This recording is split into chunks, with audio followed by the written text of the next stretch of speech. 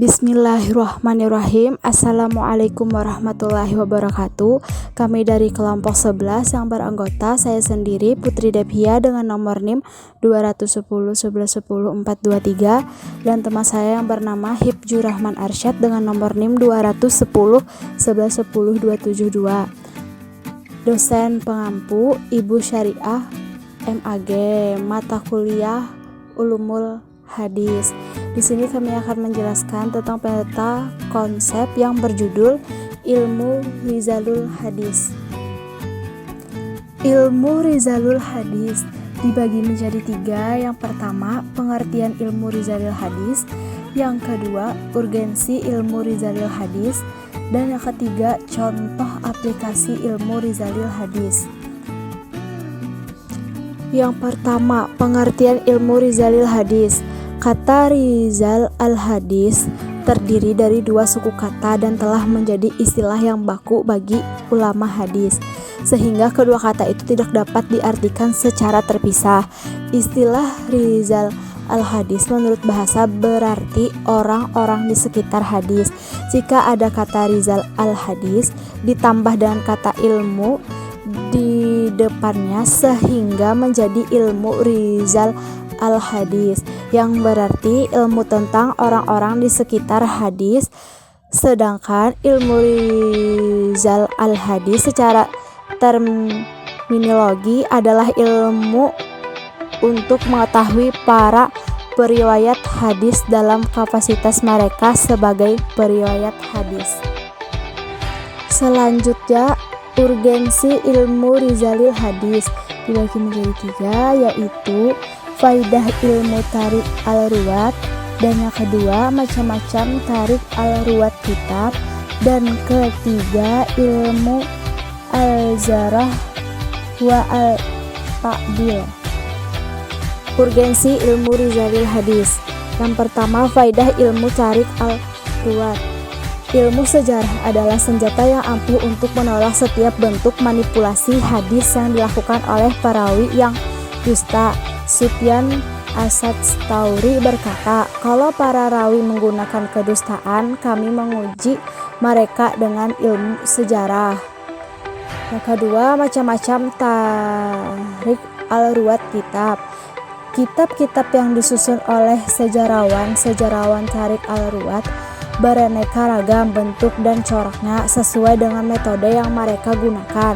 Ada yang menyusun berdasarkan tabakat ruwat yang hidup dalam suatu masa tertentu, seperti kitab Al-Tabakat Al-Kubra karya Muhammad Ibn dan kitab Tabakat Al-Ruwat karya Hulaifah Ibn Al-Asfari. Kedua kitab ini merupakan kitab yang pertama kali dikarang.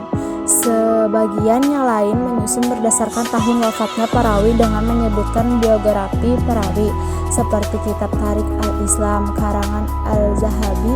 Juga mereka menyusun kitab-kitab sejarah rawi berdasarkan huruf hizaiyah, seperti kitab Al-Tarik al-Kubra yang disusun oleh Imam Muhammad Ibn Ismail al-Bukhari, dan kitab terlengkap tentang sejarah para rawi adalah kitab Tahzib al-Tahzib karya Ibnu Hajar al-Asqalani. Kitab ini berjumlah 10 jilid. Selanjutnya, ilmu al-zarah wa al-ta'dil. Menurut bahasa berarti melukai. Menurut istilah adalah menampakkan suatu sifat kepada rawi yang dapat merusak keadilannya atau merusak kekuatan hafalan dan ketelitiannya, serta apa-apa yang dapat menggugurkan riwayatnya atau melemahkan riwayatnya dan menyebabkan riwayatnya ditolak. Menurut istilah adalah adil adalah orang yang tidak tampak pada dirinya dalam urusan agama dan kehormatannya sesuatu yang dapat merusaknya. Oleh karena itu ia diterima riwayat dan kesaksiannya apabila telah memenuhi persyaratan keahlian meriwayatkan.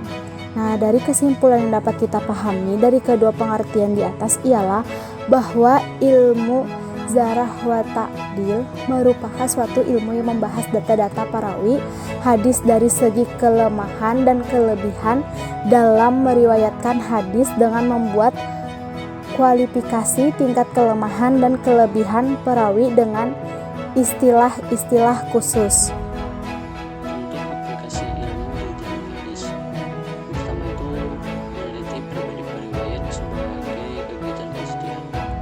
Sebagaimana diketahui matan hadis yang mengalami sampai kepada kita telah berusaha tidak panjang. Matan hadis itu barulah diimpun secara resmi pada masa pemerintahan Khalifah Umar bin Abdul Aziz.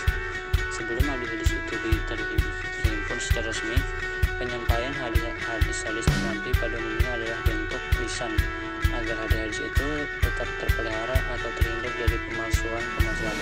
Maka ulama menerima hadis dari ulama lainnya akan selalu menyalahkan matan-matan hadis yang diterimanya itu kepada rangkaian periwayatannya sebagai periwayatannya sampai kepada Nabi.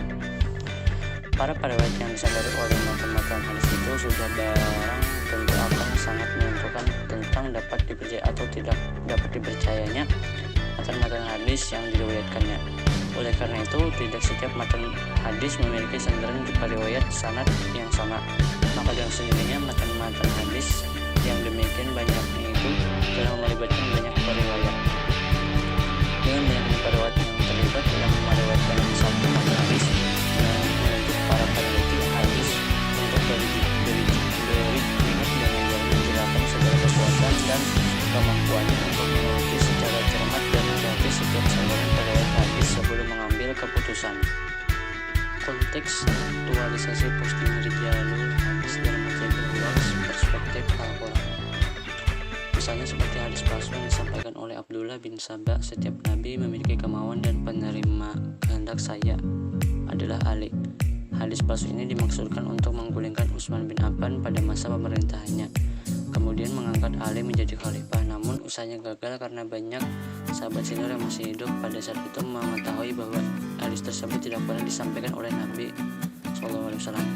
Disinilah peran postingannya itu sebagai skill kemampuan untuk mengetahui isi informasi yang diterima dari internet. Seperti diketahui, postingan terbagi menjadi dua bagian, yaitu tarikh al-urwah dan al-jar wa ta'dil. Tarikh al-urwah merupakan hal yang pertama kali dilakukan saat menerima atau melihat postingan internet, baik melalui website maupun media sosial. Yang kedua, al-jar wa ta'dil. Selanjutnya dapat diteliti atau dianalisis dengan kandungan al-jar wa ta'dil yang terdiri dari indikator antara lain: satu, postingan menyajikan informasi yang adil; kedua, lihat tanggal postingan; tiga, sumber informasi yang cerah; empat, informasi lengkap; kelima, bahasa konten harus sopan. Mungkin itu saja penyampaian dari saya. Baiklah, itulah yang dapat kami sampaikan. Jika ada salah kata dan hilaf, mohon dimaafkan. Assalamualaikum warahmatullahi wabarakatuh.